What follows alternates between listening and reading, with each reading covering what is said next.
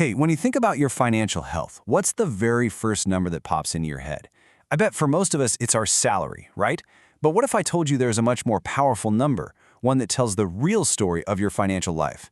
Today, we're going to dive into a concept rooted in some pretty ancient wisdom that honestly changes everything: net cash flow. It feels like we've all been trained to measure our financial worth by a single number, the one on our paycheck. We chase it, we celebrate it, but here's the thing. What if that number isn't telling you the whole story? What if it's not even the main character in your financial book? Just think about it for a second. That big number you see on an offer letter or your annual review, does it really tell you if you're actually getting ahead or if you're just, treading water? The honest answer? Well, it might just surprise you. So the short answer? Nope, it really doesn't. Look, a high salary can totally be a mask, hiding a reality that's full of financial stress. The real story, the thing that actually shows you what's going on, is told by your cash flow. That simple difference between what comes in and what goes out every single month. So let's get into it. What exactly is this thing we're calling net cash flow? Because I'm telling you, once you get this, it's a total game changer for how you see your finances. At its heart, this whole idea is it's beautifully simple. It's not about how much you make, it's about how much you keep. After the rent is paid, the groceries are bought, and all the bills are covered, what's actually left over? That one number, whether it's positive or negative, that's your net cash flow. And this formula right here, this is it. This is the heart of the whole thing. I mean, it looks almost too simple, right? Income minus expenses. But trust me, that simple little equation, it tells you your financial reality. No filters. And here's the thing. This equation, it just doesn't lie. And you know what's so cool about this? This isn't some new trendy financial hack from a blog. No, this wisdom is, it's ancient. This proverb wasn't literally just about sheep. It was about being a good steward. It was a call to be super aware of the resources you're in charge of. And if you translate that ancient wisdom into our world today, it boils down to this: to know the state of your flocks is to know your numbers. You just can't get a handle on something if you're not willing to actually look at it, right? Measurement is always the first step to management. Okay, so to really see how this plays out, let's look at a super practical example.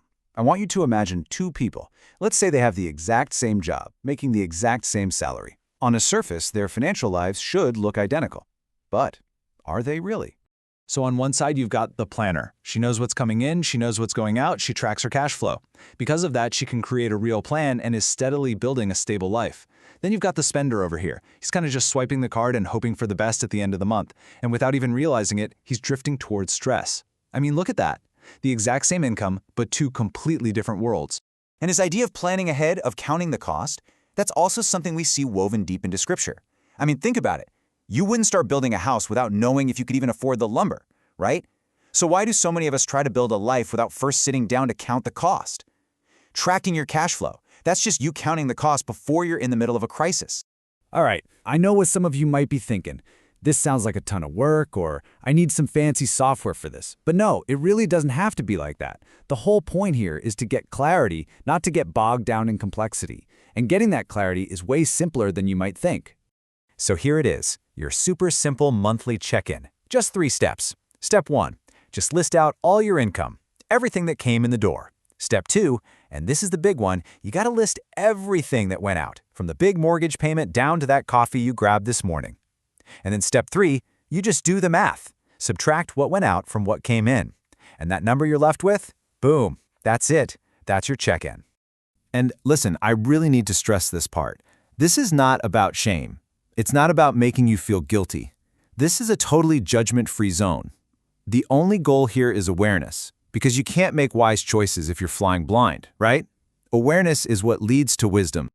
Okay, so what's the payoff? What happens when you start doing this and that number at the end of the month is actually positive? Well, you start to create something in your life that's, honestly, it's more valuable than money itself. And that something is this one word: margin. Margin is just its financial breathing room. It's that little bit of space between what you earn and what you spend. It's the buffer that protects you when life, happens. So what does this margin actually do for you, like in real life? Well, it gives you the ability to actually save for the future. It gives you the freedom to be generous when you feel called to give. And maybe the biggest one of all, it gives you the peace to just rest, knowing you're not one flat tire away from a full-blown crisis. And this is so important to remember. A positive cash flow, it doesn't just happen by accident. It's not about luck. Just like this proverb says, it comes from being diligent, from having a plan. That abundance, that margin, it's the direct result of being intentional. All right, so as we start to bring this all together, let's zoom out for a second and look at the deeper purpose behind all this. Because tracking your cash flow, it's not just about spreadsheets and numbers. It's a huge shift in how you see your finances. It's about moving from a place of anxiety to a place of stewardship. And if you remember one thing from all of this, let it be this. The point of all this isn't just to pile up a bunch of money. The real goal, the deeper goal, is to be a faithful steward of whatever resources you've been given, whether that's a little or a lot. And when you make that shift, something pretty amazing starts to happen. That constant, low-level hum of anxiety about money, it starts to fade away. And in its place, you get this feeling of calm, of intention. You stop just reacting to your finances, and you start actually directing them with purpose. So, I guess the final question is for you. Are you ready to make that trade? Are you ready to exchange the stress of the unknown for the peace that comes from intentional stewardship? Because your journey can start right now. And really, all it takes is a pen and a piece of paper.